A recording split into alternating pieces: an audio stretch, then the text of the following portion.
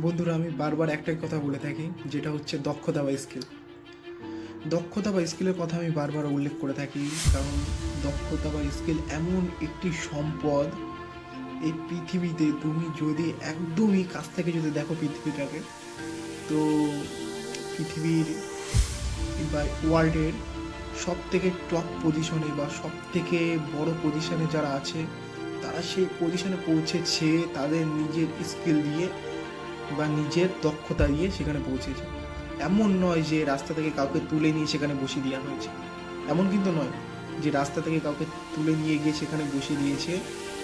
সেখানে যে বসে আছে বড় কোনো কোম্পানি বা বড় কোনো বিজনেসের যে ওন করছে বা বড় বড় জায়গায় যে আছে পৃথিবীতে, গুগল বলো, মাইক্রোসফট বলো, ফেসবুক, যাই বলো না কেন, সে নিজের স্কিল বা নিজেকে ডেভেলপ করার মাধ্যমে সেখানে পৌঁছেছে বা সেই জায়গাটা সে ডিজার্ভ করে, ওই জন্য সেখানে আজ সে আছে।